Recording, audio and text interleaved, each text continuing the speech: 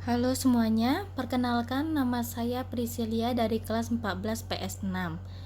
Kali ini saya akan menjelaskan materi dari Pak Robi Setiawan mengenai digital product dan tech talent. Oke, yang pertama dimulai dari digital product.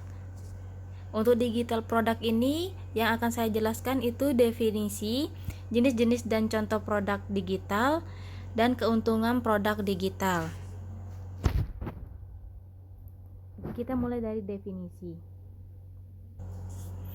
Oke, di sini secara umum kita bisa lihat produk digital atau e-product adalah produk dengan wujud bukan fisik atau biasanya berbentuk elektronik yang diperjualbelikan secara online melalui media internet yang nantinya akan disimpan, dikirim dan dipergunakan oleh format elektronik serta bentuk jual belinya melalui pemasaran digital. Contohnya, kita bisa lihat aplikasi, perangkat lunak, game online, tiket elektronik, dan lainnya. Kalau di sini kita ambil contohnya e-book. Bisa menggantikan buku konvensional yang masih menggunakan bahan kertas untuk memproduksinya, di mana bahan dari kertas adalah kayu yang diambil dari pohon-pohon di muka bumi yang dalam jangka panjang akan membuat pohon-pohon semakin habis. Contoh lainnya kita bisa lihat dari tiket elektronik. Misalnya ini kita ambil Traveloka. Traveloka ini sekarang kita kalau memesan tiket pesawat itu hanya melalui website. Jadi dari website ini kita sudah punya tiket pesawat yang kita pesan, itu nanti akan dikirimkan melalui email. Sehingga kita tidak perlu lagi untuk datang ke bandara untuk mencetaknya. Kita cuma tinggal kasih lihat aja email kita seperti ini. Ini adalah tiket elektronik.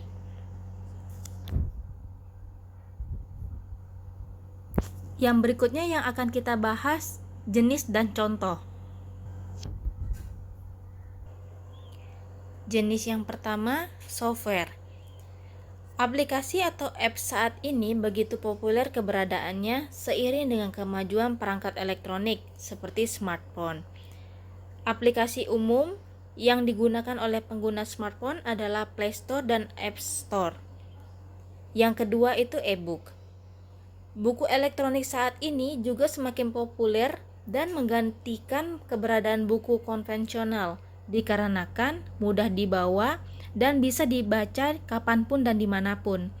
Dengan menggunakan perangkat elektronik seperti smartphone atau Kindle, nah ini kita bisa lihat website yang paling populer dari Kindle ini Amazon Kindle. Ada lagi dari Open Library, Google Book, Wattpad, sama manybook.net, dan masih banyak lainnya. Jenis produk digital yang ketiga itu musik. Musik adalah bentuk yang lain daripada produk digital diperdagangkan setiap harinya. Sangat populer melalui iTunes Store dan marketplace lainnya yang bisa diakses secara online, sangat memudahkan akses untuk membelinya secara resmi. Contohnya seperti Joox, Spotify, Shazam, Resto, dan masih banyak lainnya. Oke, kalau untuk jenis produk yang keempat, video. Video juga diperjualbelikan secara digital melalui media internet, baik itu melalui langganan ataupun bentuk downloadan, seperti Netflix, YouTube, View, iQIYI, WeTV, dan lainnya. Jenis produk digital yang kelima, desain. Berbicara tentang aktivitas marketing ini, tak lepas dengan yang namanya desain materi promosi. Peluang inilah yang dilihat oleh para desainer dengan menjual produk digital berupa aset grafis, berupa icon, brush seperti kuas yang di Photoshop, karakter kartun, tanda-tanda baca, font, dan lain sebagainya. Beberapa contoh seperti tempat online yang terbaik untuk menjual foto seperti shutterstock.com, Adobe Stock, Dreamtime, iStockphoto.com, atau freedigitalphoto.net. Nah, ini tempat untuk jual foto online yang terbaik. Kalau kita lihat lebih jauh, mereka juga menjual dalam bentuk template. Template ini maksudnya adalah kombinasi dari aset-aset desain yang membentuk sebuah poster atau banner tertentu. Beberapa mode template tersebut biasanya diperuntukkan sebagai: yang pertama itu template banner Facebook untuk iklannya. Yang kedua, template post untuk Instagram. Nah, yang ketiga, template stories WhatsApp, Instagram, TikTok, dan lain-lain. Jenis produk digital yang terakhir ada other atau lain-lain. Kita bisa ambil contohnya seperti Tokopedia, ini sebagai marketplace-nya. Di Tokopedia ini ada untuk pembelian. Pembelian ini seperti kita contohkan isi ulang. Banyak tuh di situ, ada isi ulang pulsa, paket data, e-money, roaming. Sedangkan kalau untuk pembayaran, bisa untuk pembayaran tiket seperti tiket kereta api, tiket pesawat, tiket bus atau travel. Kita ambil contoh yang lain, seperti Gojek. Aplikasi Gojek ini banyak kegunaannya. Di sini kita kalau untuk pesan makanan kita bisa pakai GoFood, GoShop, atau kita untuk belanja GoMart, ke mall juga bisa pakai GoMall. Nah, ini kalau untuk transportasi kita nggak perlu lagi kita harus berdiri di pinggir jalan memanggil ojek. Di sini sudah ada seperti GoRide, GoCar, GoBluebird. Kalaupun kita untuk mengirim barang, kita sudah bisa pakai GoSend, GoBox, GoTransit. Nah, di sini juga bisa aplikasi untuk beli pulsa atau untuk pembayaran tagihan. Untuk investasi juga ada, untuk nonton juga ada, atau untuk servis yang lain juga ada. Di sini semua zaman digital sudah lengkap dan sudah canggih mengikuti teknologi yang ada. Oke, yang berikutnya itu kita akan membahas tentang produk digital vs produk fisik. Karakteristik pemasaran untuk produk digital dari segi keterampilan.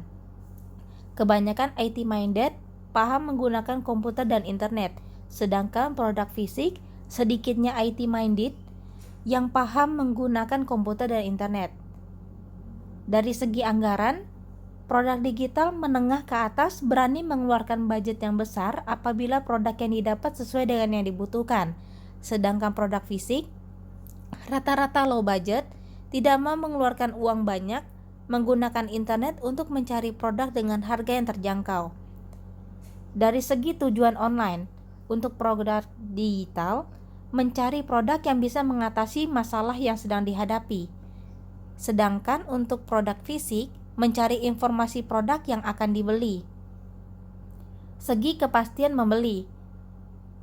Di bawah 50%, kurang dari 50% kepastian membelinya untuk produk digital. Sedangkan untuk produk fisik, di atas 50%, lebih dari 50% kepastian membeli. Dari segi nilai kepercayaan, untuk produk digital, nilai terhadap produk digital yang bersangkutan sebesar 60%, sedangkan kepercayaan pada si penjual sebesar 40%. Untuk produk fisik, kepercayaan terhadap si penjual 60% dan nilai terhadap produk fisik 40%.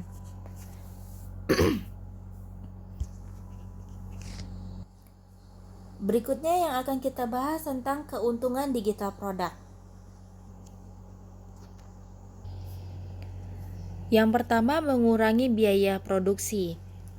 Produk digital dikatakan lebih hemat biaya dapat dilihat ketika seseorang ingin menjual karya tulisnya berupa buku secara offline dan e-book secara online.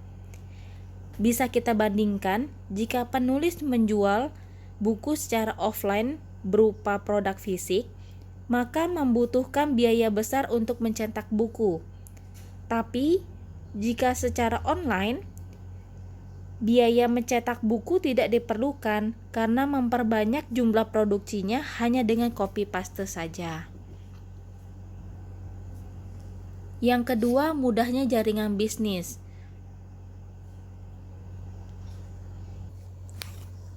Membangun jaringan bisnis merupakan keuntungan produk digital karena pemasaran online didukung dengan banyaknya alat yang lebih mudah diakses dan cara mengembangkannya hanya melalui media sosial, Google, dan lain-lain. Sehingga produk lebih mudah disebarluaskan. Untuk keuntungan yang ketiga, mendapatkan harga tambahan. Upselling merupakan strategi marketing untuk mendapatkan omset tambahan dari hasil menjual produk tambahan yang saling berhubungan. Misalnya, ketika Anda membeli sebuah aplikasi game, maka pengembang aplikasi juga menawarkan produk yang berhubungan dengan game tersebut, misalnya top up dan lain-lain, dengan biaya tambahan yang pastinya Anda harus bayar. Untuk keuntungan yang keempat, dukungan marketplace. Marketplace merupakan jembatan penjualan produk digital seperti Google Play Store, App Store yang menjadi marketplace aplikasi smartphone. Selain itu, dengan adanya marketplace, kita tidak perlu membuat toko online karena transaksi pembelian akan berlangsung secara otomatis dan penghasilan akan masuk pada pengembang aplikasi. Seperti kata Seth Godin, don't find customers for your product, find products for your customers. Yang artinya, jangan mencari pelanggan untuk produk kamu, tetapi carilah produk untuk pelanggan. Jadi pelanggan itu membutuhkan produk kamu, bukan produk kamu membutuhkan pelanggan. Sekian tentang produk digital, dan sekarang kita akan membahas tentang tech talent. Tech talent ini yang akan kita bahas adalah definisi, tech talent pada transformasi 4.0, dan skill tech talentnya. Yang pertama, definisi. Di sini pengertian talent adalah potensi atau kemampuan khusus dan unik yang dimiliki oleh seseorang. Sedangkan pengertian teknologi adalah keseluruhan sarana untuk menyediakan barang-barang yang diperlukan bagi kelangsungan dan kenyamanan hidup manusia. Sehingga tech talent merupakan proses terkait pengelolaan manajemen sumber daya manusia (MSDM) perusahaan di mana proses-proses tersebut semakin dioptimalkan dengan dukungan teknologi informasi. Nah, ini tech talent yang dibutuhkan perusahaan dalam transformasi 4.0. Oke, di sini kita lanjut talent-talent yang sangat dibutuhkan. Di sini kita ambil contoh yang pertama, experience designer dan engineers.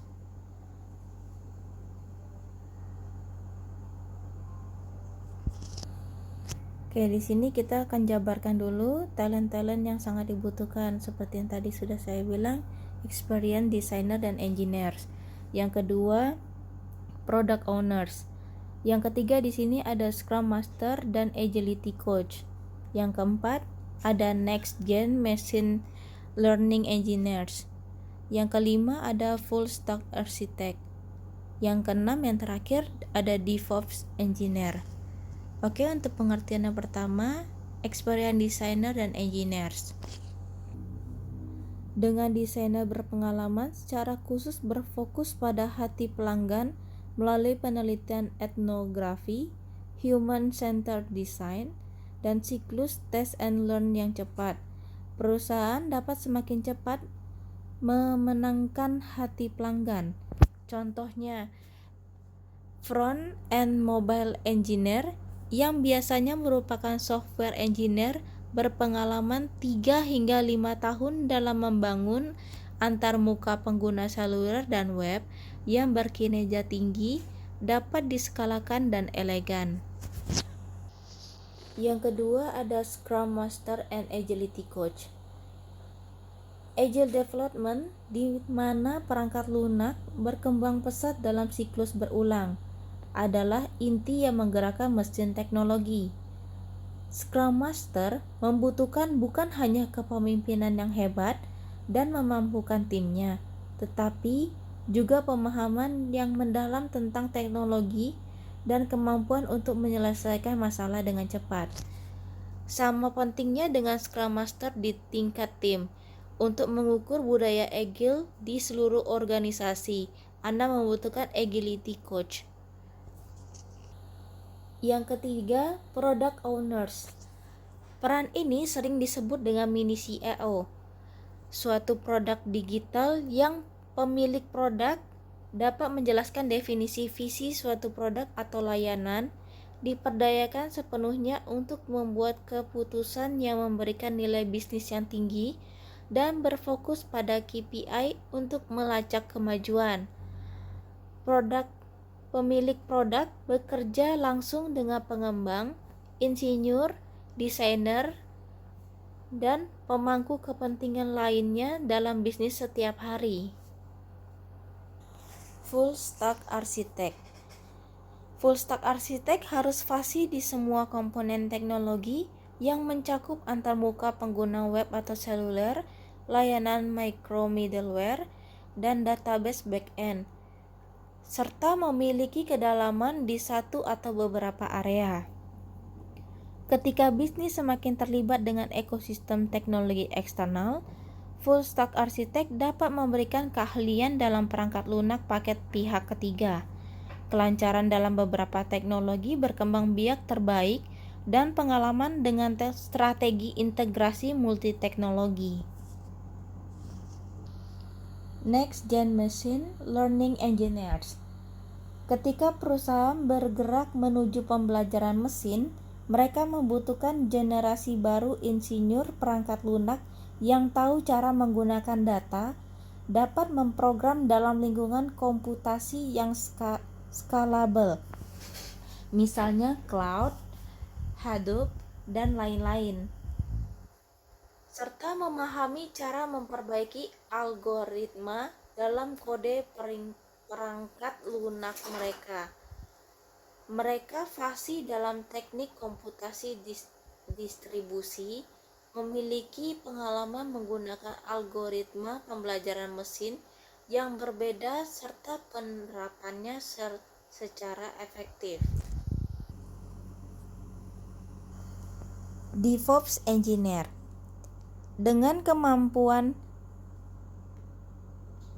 kemajuan komputasi awan dan infrastruktur sebagai perangkat lunak yang dapat diprogram, sumber daya infrastruktur, misalnya jaringan, server, penyimpanan aplikasi, dan layanan, kini dapat dengan cepat disediakan, dikelola, dan dioperasikan dengan upaya minimal. Untuk membangun dan memanfaatkan kemajuan teknologi ini, organisasi membutuhkan insinyur DevOps, integrasi, pengembangan, dan operasi yang memiliki pengalaman untuk menavigasi ekosistem komputasi infrastruktur dan pembangunan yang berubah dengan cepat. Kesimpulannya, meskipun teknologi bukan satu-satunya elemen yang menyukseskan transformasi digital, ini merupakan aspek yang paling penting dan kompleks. Mengenali IT talent yang Anda butuhkan dan bagaimana cara memperkerjakan dan memaksimalkan keahlian mereka merupakan salah satu cara melakukan transformasi digital ini dengan benar. Untuk para IT talent sendiri, daftar di atas merupakan karir yang dapat dipilih dan dikembangkan dengan tepat. Berikutnya yang akan kita bahas adalah skill tech talent. Dengan semakin banyaknya konsumen yang menanti-nantikan the next big things, perusahaan pun berlomba-lomba memenuhi tuntutan itu. Tentu, perusahaan pun semakin ingin memiliki talent-talent yang tepat dari pengembang perangkat lunak dengan keahlian yang diperlukan. Generasi pengembang perangkat lunak berikutnya harus lebih sekadar coders. Mereka harus menjadi pemecah permasalahan intuitif yang dapat melihat gambaran besar. Teamwork. Dalam membangun sistem IoT kerjasama dibutuhkan tim dasar IoT mencakup masing-masing seorang electrical engineer, mechanical engineer, industrial engineer, embedded system designer, back-end developer, front-end developer, dan product manager. Business intelligence. IoT terkait pengumpulan, penyimpanan, dan analisis aliran data dari perangkat pintar. Jika kita tidak memahami nilai data, maka kita akan bisa memahaminya. Perangkat keterampilan yang dibutuhkan termasuk analisis data sensor, manajemen pusat data, analitik prediktif, dan pemrograman dalam Hadoop dan NoSQL. Information security. Internet of Things sudah memiliki beberapa serangan seperti DDoS, botnet. Keamanan tidak boleh dijadikan opsi dalam mengembangkan perangkat IoT. Keamanan merupakan hal yang wajib. Keinginan untuk menjaga keamanan informasi berarti bahwa pengembang yang terbiasa dengan vulnerability assessment, public key infrastructure, security, ethical hacking, dan wireless network security will be key players.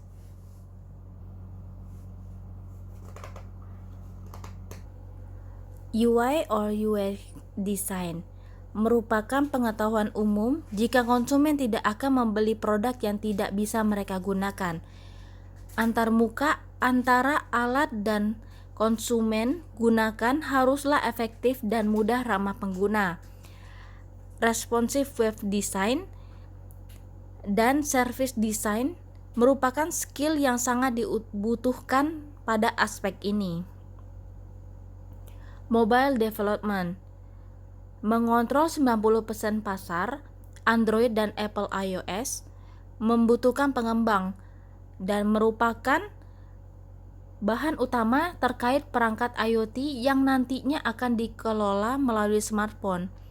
Kemampuan khusus yang akan lebih dicari ialah menggunakan pengembang aplikasi yang dapat berkomunikasi dengan perangkat keras dan sensor eksternal. Hardware interfacing. Pemrograman perangkat keras penting jika ingin menjadi embedded engineer. Mempelajari bagaimana interface program seperti GPIO, I2C berjalan penting untuk mendukung kesuksesanmu. Mengetahui setidaknya satu sistem operasi seperti Linux dan satu sistem tertanam seperti Contiki akan sangat menyenangkan jika memilikinya. IP networking. Dalam IoT, sensor-sensor yang tertanam berinteraksi dengan lingkungan di sekitarnya. Informasi yang dikumpulkan dikirim untuk dianalisa. Jaringan di mana informasi menganalis harus didesain agar lancar meski pada lalu lintas yang besar, harus aman serta dapat diandalkan. Automation. Sebuah survei di McKinsey menemukan bahwa 40% dari nilai IoT berada dalam operabilitasnya. Diberikan dengan jumlah besar data dan antarmuka, pengembang yang tahu bahwa bagaimana menghubungkan pengujian API otomatis dengan pengujian manual akan menjadi orang-orang yang benar membawa produk mereka ke pasar. Design for data. Big data memacu IoT dan pekerjaan dari software engineers, network engineers, dan UX engineers adalah memastikan bahwa data bekerja dengan mulus bagi pengguna, akan membuka big data mereka dengan tujuan agar pengembang memecahkan masalah infrastruktur dan memberikan solusi-solusi inovatif. Machine learning and all, yakni mengumpulkan dan menganalisis sejumlah besar data, hanya akan masuk akal jika kita mampu menguraikan pola dan akhirnya memprediksikan hasil. Ketika IoT menjadi lebih kompleks dan ada di mana-mana, Al akan dipanggil untuk menangani lebih banyak tugas dan membuat keputusan otonom. Will Smith berkata, "Talent you have naturally. Skill is only developed by hours and hours and hours of beating on your craft." Intinya, bakat alami Anda itu tertanam sejak Anda masih kecil, sedangkan keterampilan dilihat dari seberapa rajin atau keras usaha Anda untuk mengembangkannya.